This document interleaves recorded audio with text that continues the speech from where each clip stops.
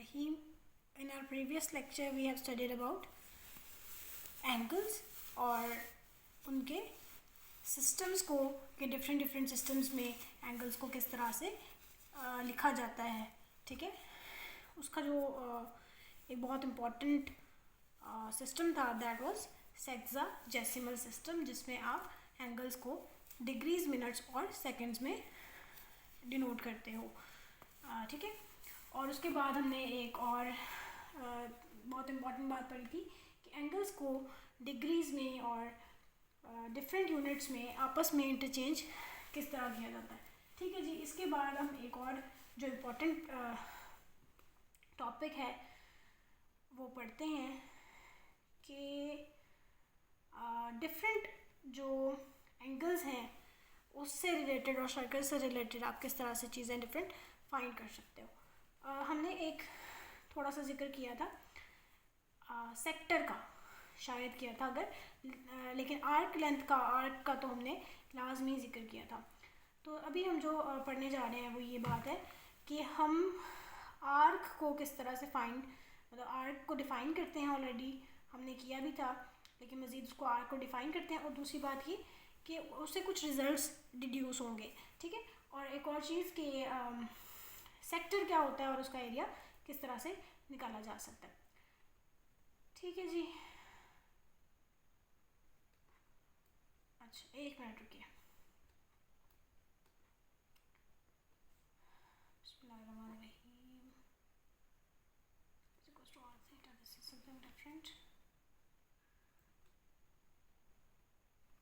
ठीक है जी, आगे बेटा हम डिस्कस करते हैं सेक्टर ऑफ अ सर्कल।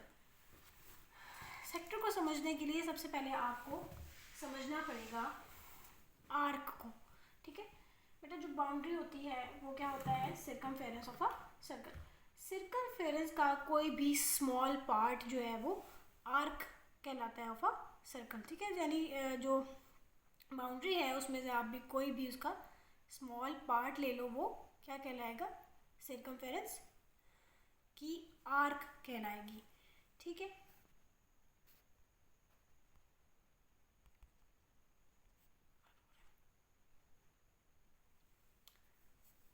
ठीक है जी, ठीक है। और अब हम डिफाइन करना चाह रहे हैं सेक्टर को।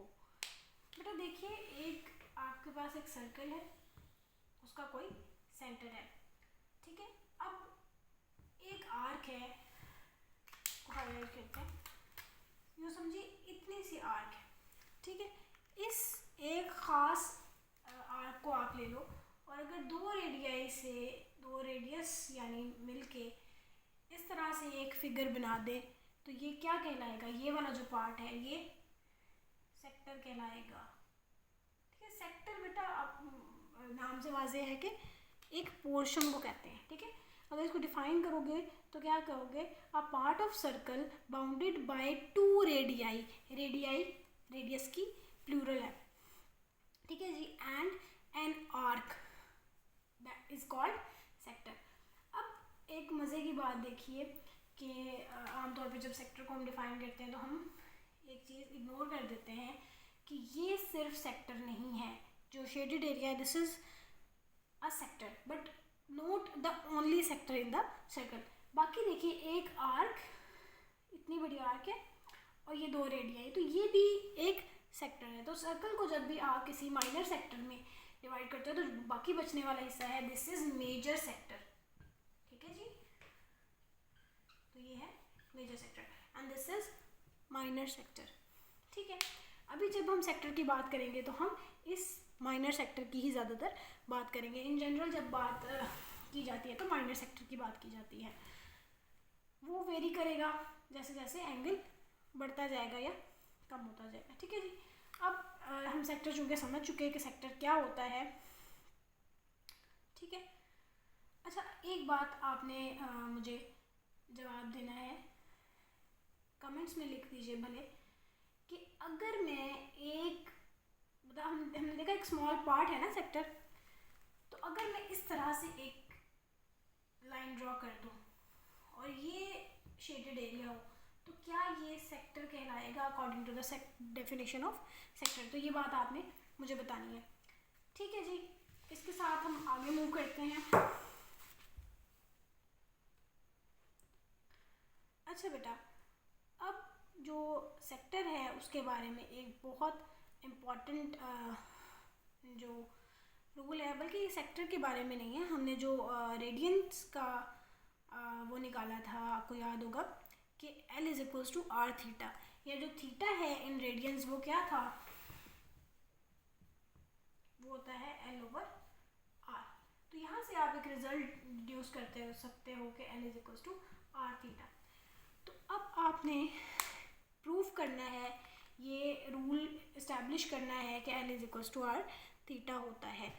ठीक है जी, अब देखिए बेटा, एक सर्कल में जैसे जैसे आप एंगल को बढ़ाते जाओगे तो आर्क लेंथ भी बढ़ती जाएगी। मिसाल के तौर पे ये एक रेडियस है और ये एक और रेडियस है। मैं चाहती हूँ ये एंगल, अब ये देखिए ये दरमियान वाला इसका एंगल, मैं चाहती हूँ कि ये एंगल बढ़ जाए। ठीक है, तो मुझे क्या करना पड़ेगा, इस लाइन को इधर मूव करना पड़ेगा। जैसे जैसे मैं ये एंगल बढ़ाती जाऊँगी तो ये वाला जो आर्क लेंथ है जो इन्वॉल्व है, ये वाला हिस्सा जो है ये भी बढ़ता जाएगा। फॉर एग्जांपल मैं यहाँ से यहाँ ले आई इसको, ठीक है जी, तो पहले यहाँ तक उसकी आर्क लेंथ थी, अब क्या हो जाएगी यहाँ तक, तो आर्क लेंथ बढ़ती जाएगी। इसी तरह अगर मैं चाहूँ कि एंगल को मेरा कंसर्न ना हो, मैं चाहूँ कि आर्क लेंथ बढ़ जाए, तो एंगल खुद ब खुद बढ़ जाएगा। तो एक चीज़ हम लोगों ने नोटिस की कि जो लेंथ है, आर्क लेंथ और जो थीटा है वो आपस में डायरेक्टली रिलेटेड है या डायरेक्टली प्रोपोर्शनल है।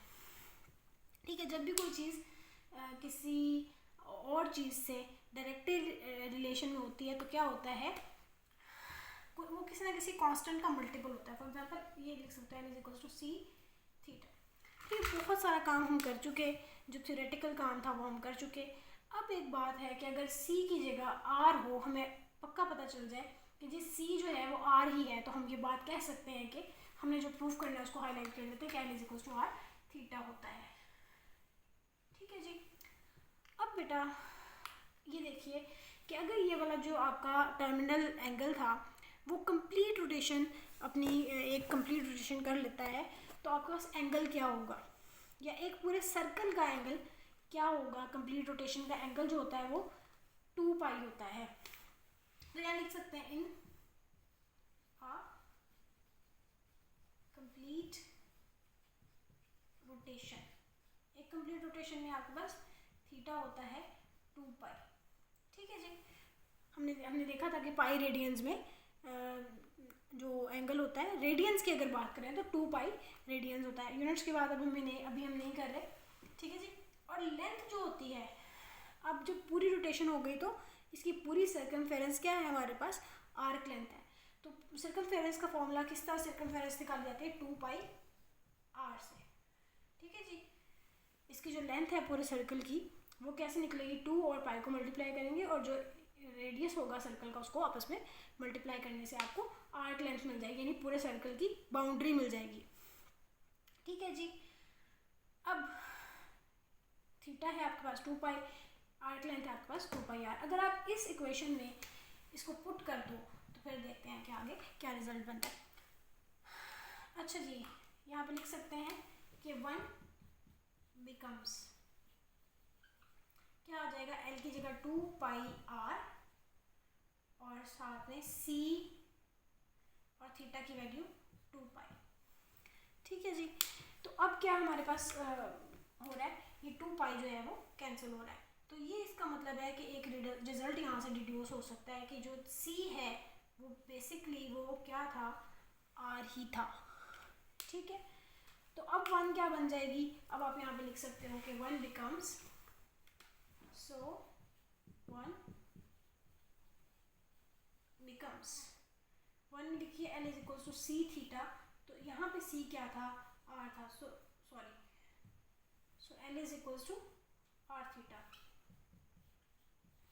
इसके बाद आप लिख दीजिए कि it is the required result. ठीक है जी, तो हमें यही चाहिए था कि हम L is equals to R theta prove कर दें।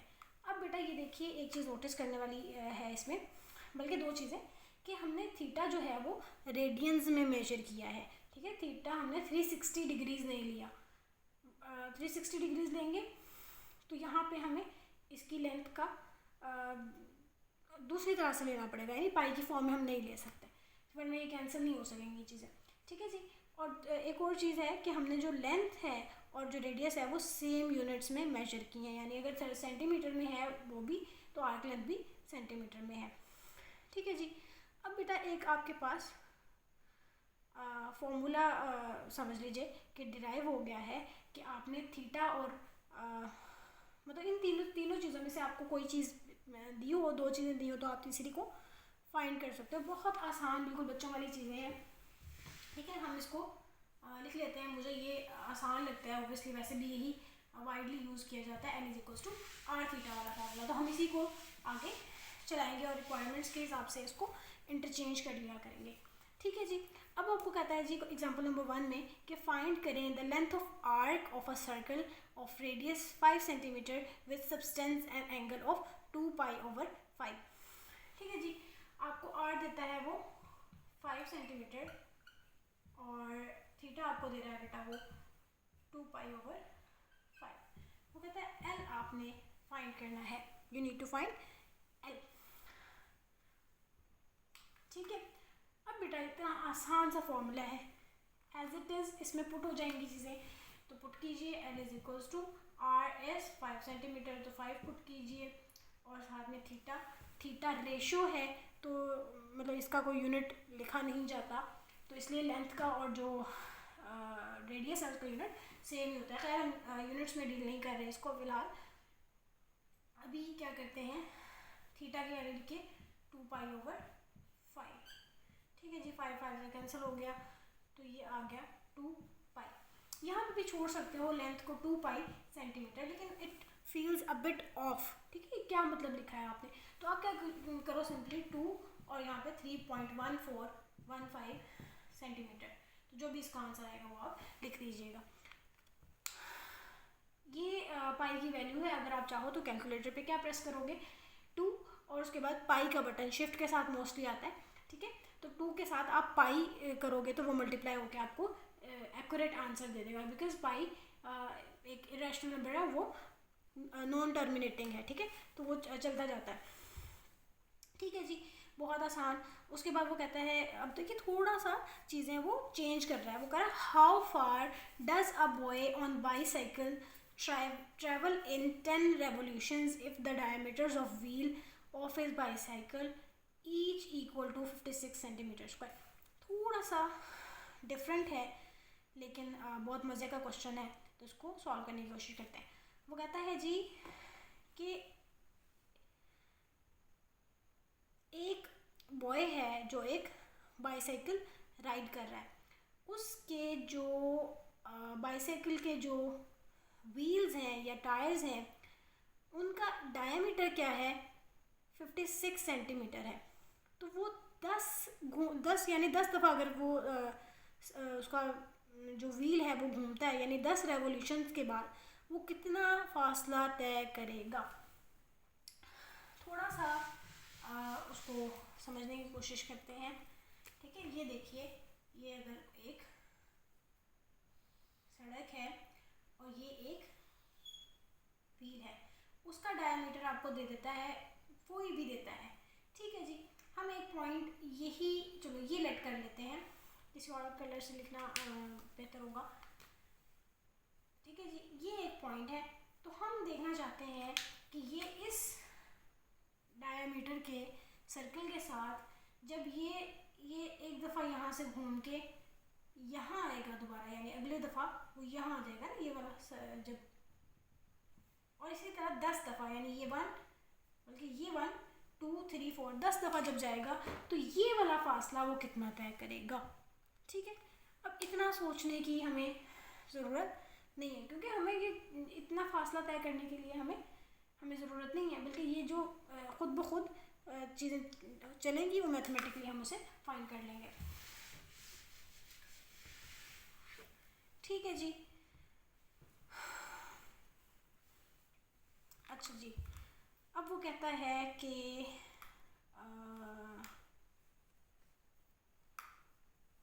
प्लस रेवोल्यूशंस की बात हो रही है।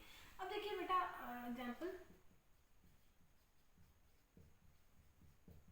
2 है। 1 रेवोल्यूशन किसके बराबर होती है? 2 पाई, ठीक है, 2 पाई रेडियंस के पूरी जो सर्कल है एक सर्कल।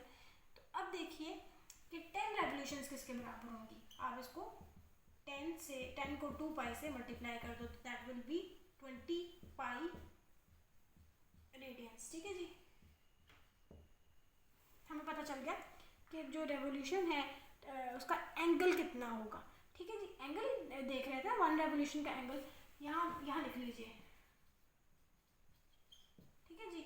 और यहाँ पे भी एंगल ऑफ 10 रेवोल्यूशन, तो 10 रेवोल्यूशन का एंगल आपके पास आ गया, यानी आपका टोटल जो थीटा था वो है 20 पाई रेडियंस, ठीक है। एक चीज़ तो आपके पास आ गई। दूसरी चीज़ आपको क्या दी गई है? डायमीटर ऑफ व्हील, ठीक है। दूसरी चीज़ की और जैसे, ठीक है, डायमीटर 56 सेंटीमीटर। अब इससे कंफ्यूज नहीं हो जाना कि भाई हम कैसे डायमीटर्स निकालेंगे। तो डायमीटर क्या होता है? रेडियस का डबल होता है, या दूसरी मीनिंग्स में रेडियस क्या होता है? डायमीटर का हाफ होता है। तो रेडियस निकाल लीजिए, बहुत आसान। क्या करेंगे? इसको 2 से डिवाइड कर देंगे तो आपके पास इसका आंसर आ जाएगा विच इज़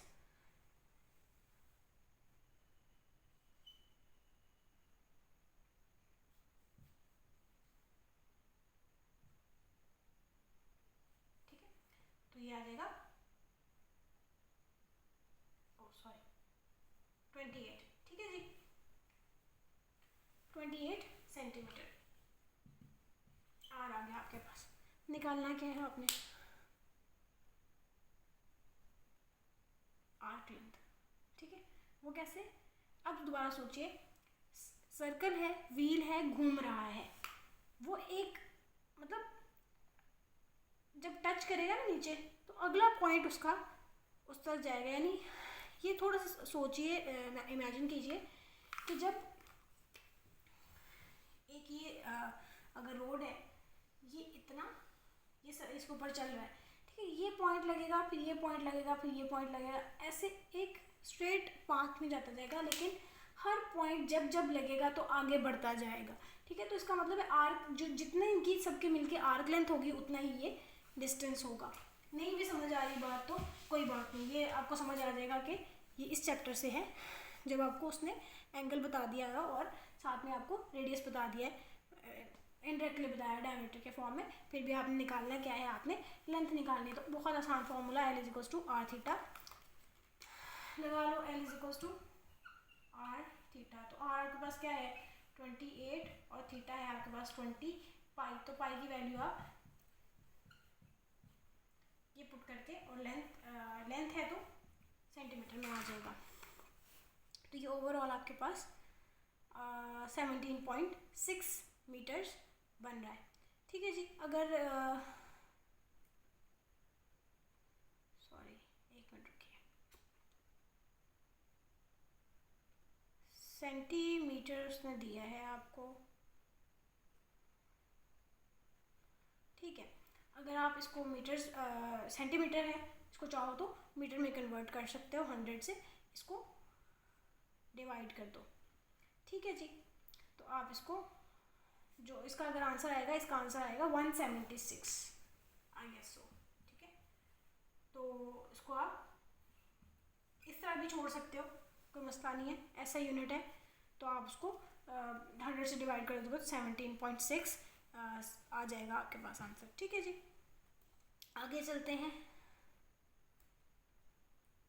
अच्छा जी, अब बेटा वो आपको यही करेगा, कभी आपको वो एल दे देगा और थीटा दे देगा, आपको कहेगा जी आप आर फाइंड करो। कभी थीटा दे दिया और आर दे दिया, कहेगा एल फाइंड करो। तो ये आप बहुत आसानी से फाइंड कर सकते हो। थीटा फाइंड करना है तो आर फाइंड करना है तो एल ओवर थीटा, और थीटा फाइंड करना है तो एल ओवर आर, और L is equals to R theta. ये मतलब इंटरचेंजेबली आप किसी भी तरह इस्तेमाल इसको कर सकते हो, ठीक है जी। अब बेटा एक बहुत रैशनल सा प्रूफ है, एक एरिया ऑफ सेक्टर के बारे में। ये चीज़ पहले रह गई थी मुझसे, तो वो हो गई। अब है कि एरिया ऑफ सेक्टर। आपकी बुक की तरतीब भी थोड़ी सी गड़बड़ है, ठीक है जी। सेक्टर अब पढ़ाना चाहिए था। खैर, अब बेटा एरिया ऑफ सेक्टर क्या होता है, 1/2 आर स्क्वायर थीटा। ये याद रखिएगा MCQ के लिए कि एरिया ऑफ सेक्टर जो है आपके पास वो होता है 1/2 यानी हाफ आर स्क्वायर थीटा, या फिर आप इसको इस तरह भी लिख सकते हो 1/2 L R। ठीक है, जिस तरह भी आपको प्रूफ करने को दे देगा, आप एंड रिजल्ट वही निकाल के उसको दे सकते हो। ठीक है जी। अब बेटा आपने क्या करना है, थोड़ी सी थ्योरी है वो लिख लीजिए कि consider a circle of radius R with centre O। ठीक है, ये मैं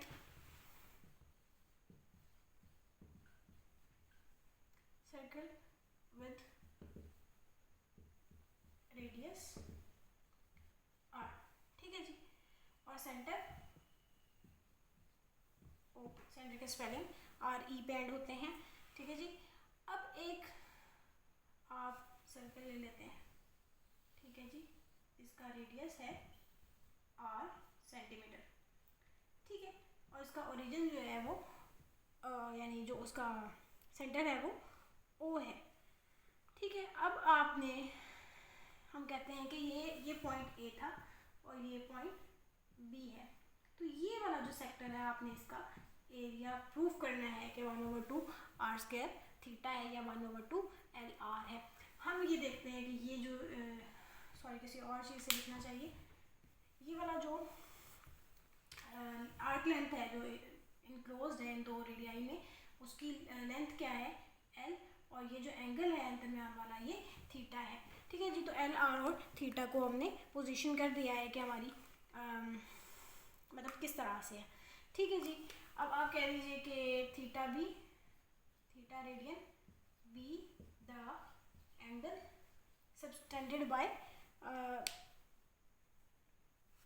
ठीक है, ये बाय आर्क ए बी। तो ये आर्क ए बी ने जो लिख लीजिए एंगल है, दरमियानी एंगल, वो क्या है, थीटा है। ठीक है, अब बेटा कुछ चीज़ें लिख लेते हैं जो बेसिक सी हैं इसके हवाले से, सर्कल के हवाले से। वो क्या है, एरिया ऑफ सर्कल क्या होता है, एरिया ऑफ सर्कल होता है पाई आर स्क्वायर। ठीक है, और एंगल ऑफ 1 रेवोल्यूशन क्या होता है आपके पास 2 पाई रेडियंस। ठीक है जी, और उसके बाद आप देखो कि हमारे जो सेक्टर है उसका एंगल क्या है, दैट इज थीटा। ठीक है, अब बेटा एक चीज़ नोटिस कीजिए कि हमारे पास अगर हम ये पूरा एंगल लें और उसकी रेशो लें पूरे एरिया के साथ, ठीक है, और हम इतना सा एंगल लें और उसकी रेशो लें इस सेक्टर के साथ, तो क्या वो बराबर नहीं होंगी? अगर नहीं भी बात लॉजिकली ठीक लगती तब भी बेटा this is true by the law of proportion from elementary geometry, यानी बेसिक ज्योमेट्री का जो लॉ ऑफ प्रोपोर्शन है वो ये कहता है कि अगर आप एक सर्कल के सेक्टर का उस सेक्टर के साथ बनने वाले एंगल के साथ उसकी रेशो ले लो, और सर्कल के साथ मतलब एरिया की, दोनों के एरियाज़ की रेशो ले लो और सेक्टर्स की रेशो ले लो, ये दोनों बातें आपस में मतलब करेक्ट है, लेकिन अब आपको गड़बड़ हो जाएगी। अच्छा, जो बेसिक लॉ है बेटा दैट इज़ कि एरिया ऑफ सेक्टर का आप एंगल के साथ रेशो ले लो, और फिर let me write it down, area of sector, ठीक है, इसकी आपने इसकी रेशो लेनी है एंगल ऑफ सेक्टर से। ठीक है जी, ये जो बेसिक लॉ है वो ये कहता है, ठीक है, कि इस सेक्टर का इस एंगल के साथ आपने रेशो ले लिया और एरिया ऑफ सर्कल और एरिया ऑफ एंगल का आपने रेशो ले लिया। अब देखिए बेटा आपकी बुक में इट्स समथिंग डिफरेंट। ठीक है, उसने क्या किया है, एरिया ऑफ सेक्टर को यहाँ रखा है और नीचे एरिया ऑफ सर्कल को रखा है, और यहाँ area of angle of sector रखा है और एंगल ऑफ सर्कल रखा है। दोनों तरह से बातें ठीक हैं। चाहो तो इसको इस तरह लिख लो, चाहो तो जिस तरह मर्जी लिख लो। यही बात है कि ये एरिया ऑफ सर्कल यहाँ नीचे आके डिवाइड हो जाएगा और ये एंगल ऑफ सेक्टर वहाँ जाके मल्टीप्लाई हो जाएगा, तो इट्स प्रिटी सेम। ठीक है, आप इस तरह लिखना चाहते हो इस तरह लिख लो। वैसे एंगल्स का यहाँ मैं एंगल लिखना चाहती हूँ। अगर मैं यहाँ एरिया लिखूंगी, नीचे भी एरिया, यहाँ पे एंगल लिखना चाहती हूँ। ठीक है जी, एंगल ऑफ सेक्टर। दोनों एंगल्स का आपस में लो और दोनों एरियाज का आपस में लो, या फिर आप ये कर सकते हो कि not to be confused, angle of sector और एंगल ऑफ सर्कल। ठीक है, दोनों एंगल्स का आपस में ले लो, एंगल ऑफ सर्कल। बेटा ये दोनों चीज़ें आपस में कोरिलेटेड है, लेकिन जो बेसिक लॉ है वो मैंने जो पहले लिखा था वही बोला है कि आप एक ही चीज़ के दोनों चीज़ों को आपस में वो कर दो। अच्छा जी, अब एंगल ऑफ सर्कल है इधर, तो ऊपर सेक्टर है तो यहाँ भी एरिया ऑफ सेक्टर आएगा, एरिया ऑफ सेक्टर, और नीचे एरिया ऑफ सर्कल। ठीक है जी, अब बेटा आपने ऊपर तकरीबन लिख दिया। हमारे पास सिर्फ एरिया ऑफ सेक्टर नहीं है। ठीक है, सेक्टर आपका ए ओ बी है। एरिया ऑफ सेक्टर निकाल लें, एंगल ऑफ सेक्टर पता है, एंगल ऑफ सर्कल पता है, एरिया ऑफ सर्कल आपको पता है, तो इसको सिर्फ इसके अंदर पुट करने की देर है। एरिया ऑफ सर्कल यहाँ आके मल्टीप्लाई हो जाएगा। तो एंगल ऑफ सर्कल बेटा आपके पास था थीटा।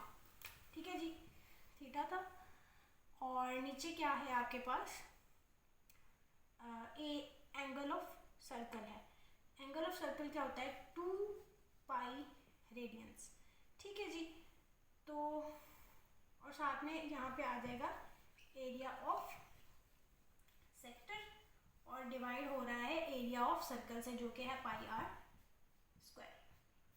ठीक है जी, अच्छा ये थोड़ा सा रेज कर देते हैं क्योंकि हम ये पुट कर चुके हैं। ठीक है जी, अब क्या है इसको यहाँ लाके मल्टीप्लाई कर दीजिए, तो क्या हो जाएगा theta over 2 pi into pi R square is equals to area of sector. ठीक है जी, जो चीज़ें कैंसिल हो रही हैं वो कैंसिल कर दीजिए, पाई पाई से कैंसिल हो गया। ठीक है जी, तो क्या बचा 1/2, मैं इसको रीअरेंज कर रही हूँ, ये वाला आर स्क्वायर और ये थीटा। ठीक है, यही हमने प्रूव करना था कि 1/2 एरिया ऑफ सेक्टर जो है, ये इसको यहाँ लिख लीजिएगा कि वो 1/2 आर स्क्वायर थीटा होता है। अब रही बात उस दूसरे पार्ट की, अगर उसको प्रूव करने आपको वो कहता है तो आप कैसे करोगे 1/2 आर आर थीटा। ठीक है जी, अब ये आर थीटा क्या है, एल, हमने पढ़ा है L is equal to R theta. ठीक है, तो आप इसकी जगह ये एल पुट कर दोगे तो 1/2 एल आर, आपके पास ये वाला भी रिजल्ट प्रूफ हो जाएगा। बहुत आसान सा है, इसकी प्रैक्टिस कीजिए विद डायग्राम और ये आपको प्रूफ हो जाएगा, और इसको इस चीज़ को आप फॉर्मूला के तौर पे भी यूज़ करोगे। ये नेक्स्ट आपसे वो कहेगा कि आपको थीटा दे दिया और रेडियस दे दिया और एरिया ऑफ सेक्टर पूछ लेगा, या फिर कभी आपको एरिया ऑफ सेक्टर बता देगा और रेडियस बता देगा, आपको कहेगा जी एंगल बताइए subtended by that sector. Time तो है अभी, चले कर लेते हैं आगे।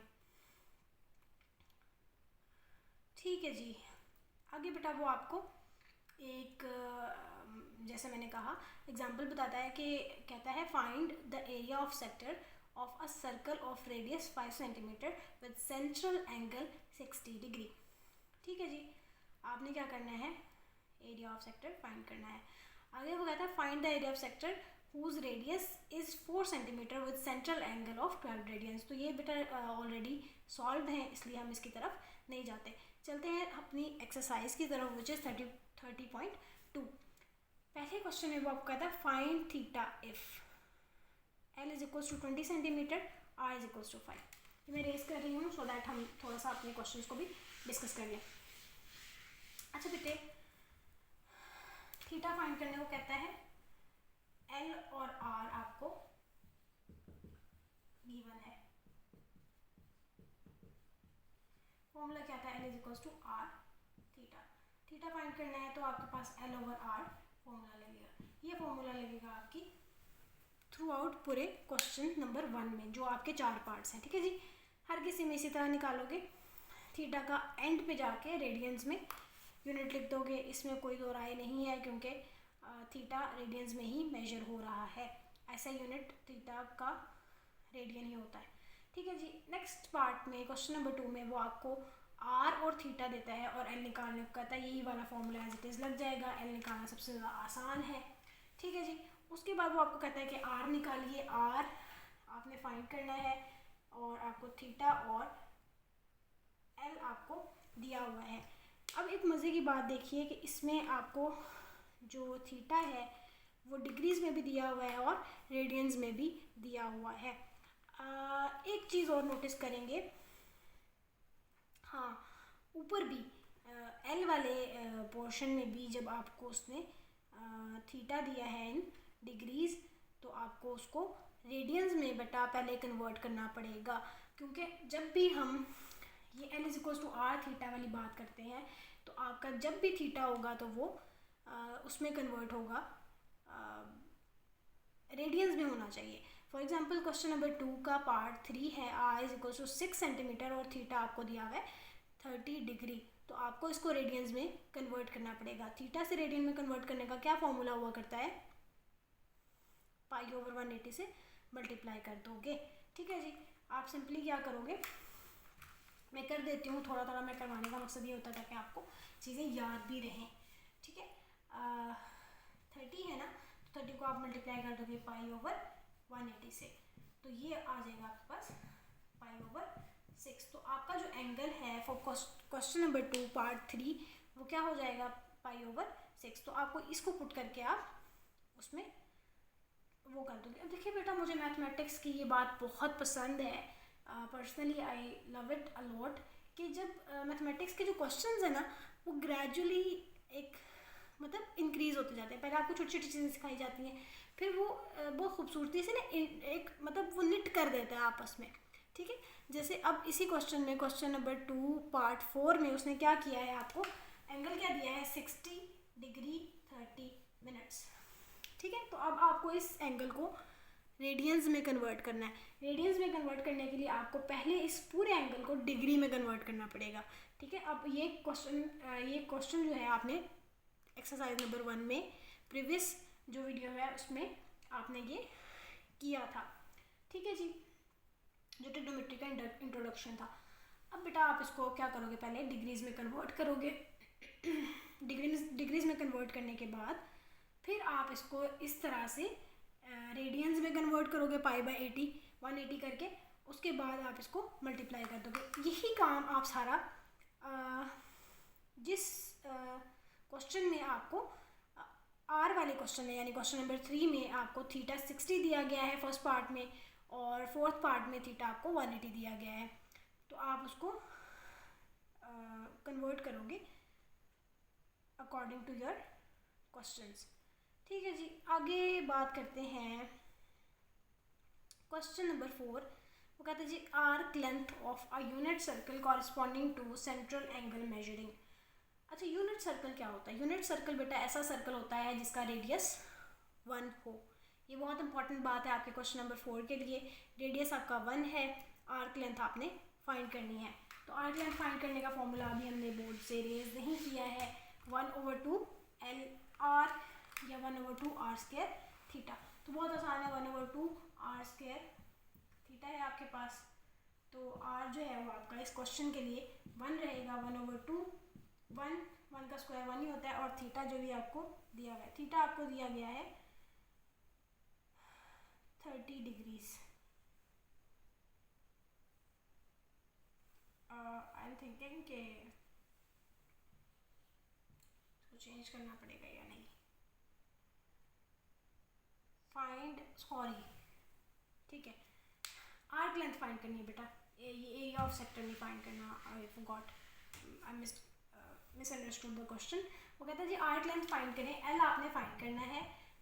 थीटा आपको वो दे रहा है 30 डिग्री दे रहा है, 45 डिग्री दे रहा है, 60 डिग्री दे रहा है और 90 डिग्री दे रहा है। इसको आपने कन्वर्ट करना है रेडियंस में, ठीक है जी। क्वेश्चन नंबर 4 भी बहुत आसान है।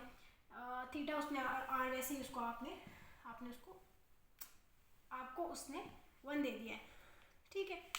तो कोई मसला नहीं होगा, इंशाल्लाह मसला होगा तो पूछ लेंगे, ठीक है जी। अब वो बात करता है क्वेश्चन नंबर 5 में, वो कहता है जी arc of a circle subtend an angle this, radians at center, the radius of circle is this, find length of an arc and area of circular sector। क्या क्या फाइंड करना है आपने? लेंथ ऑफ आर्क और साथ में आपने find करना है area of a circular sector, ठीक है जी। गिवन क्या क्या चीज़ें हैं आपको? थीटा उसने दिया है π/6, ठीक है जी। और साथ में आपको उसने रेडियस दिया है 5 सेंटीमीटर, ठीक है। अब बेटा फाइंड आपने क्या करना है? एक तो लेंथ आपने फाइंड करनी है और दूसरा एरिया ऑफ सेक्टर को पूरा एरिया ऑफ सेक्टर ही लिखोगे, क्योंकि इसको जनरली किसी और स्मॉल अल्फ़ाबेट से या सिंगल अल्फ़ाबेट से इसको नोट नहीं किया जाता। एल फाइंड करना है, बहुत आसान काम।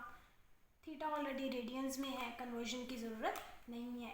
याद रखिएगा radians is the SI unit for measurement of angle. ये वाइवा में पूछ लिया जाता है, कभी कभी जनरल नॉलेज में, मज़ीद असेसमेंट टेस्ट में पूछ लिया जाता है, ठीक है। तो रेडियंस जो है वो स्टैंडर्ड यूनिट है, ठीक है। इसीलिए आपको रेडियन में वो करना पड़ता है, चेंज करना पड़ता है। ये रेडियंस में है ऑलरेडी, तो इसलिए मसला नहीं होगा। L is equals to R, theta होता है, आराम से पुट कीजिए, 5 × π/6 सेंटीमीटर आएगा। इसको अगर आप कन्वर्ट कर लो, इसमें पाई की वैल्यू पुट कीजिए और जो भी आंसर आएगा वो 2.61 सेंटीमीटर मेरा ख्याल है इसका आंसर आ रहा है, या जो भी आपका आंसर है, ठीक है जी। ये तो बहुत आसान काम था। एरिया ऑफ सेक्टर की तरफ चलते हैं, जो हमारा मेन जो मैं समझाना चाह रही हूँ, क्योंकि ये न्यू टॉपिक है, ठीक है जी। अब आपका बेटा एरिया ऑफ सेक्टर क्या होता है? 1/2 r² थीटा। आर क्या है आपका 5, तो उसको बस पुट कर दीजिए। थीटा आपके पास है π/6। अभी टेंशन नहीं लेनी, यहाँ पाई आ रहा है। पाई इज़ अ रियल नंबर जिसकी वैल्यू 3.1415 समथिंग है, तो आपने टेंशन नहीं लेनी इसकी, क्योंकि ये भी हल हो जाता है आराम से, ठीक है जी। अब ये देखिए 1/2 और 25 और साथ में π/6, इनको हल कीजिए, जो भी आंसर आएगा that will be in centimetre square, क्योंकि एरिया जो है वो सेंटीमीटर स्क्वायर में होता है। तो इसको पाई की वैल्यू इसमें पुट कर लीजिए 3.1415, ठीक है। इसको इधर पुट कर दो और 6, ठीक है। अच्छा जी, आगे क्वेश्चंस हैं which are a bit statements वाले क्वेश्चन हैं, तो वो इंशाल्लाह हम नेक्स्ट लेक्चर में 6 to 10 डिस्कस कर लेंगे, ठीक है जी। इस लेक्चर में कोई समझ नहीं आई बात तो पूछ लीजिएगा, ठीक है।